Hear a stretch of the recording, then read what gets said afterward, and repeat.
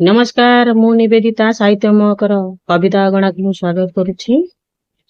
आज मु कविता अगणा रे नै आछि माँ पर गोटे कविता। एहा मध्ये आपण मानको बहुत भल लागिबा। कविता रे आमे किछि समय भिजिबा एवं मन दे कविता सुनिबा। कवितार शीर्षक माँ।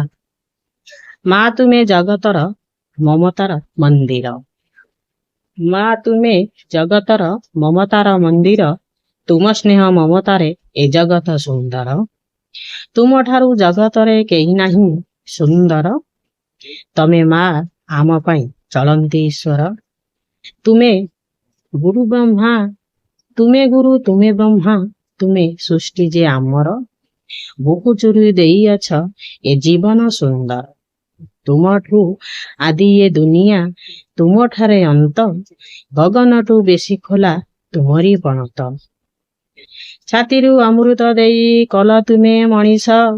तुम पाई ए जीवन होईछि सरस। तुम पाई ए जीवन होईछि सरस। तुमठू मो दुनिया तुमठू मो शेष।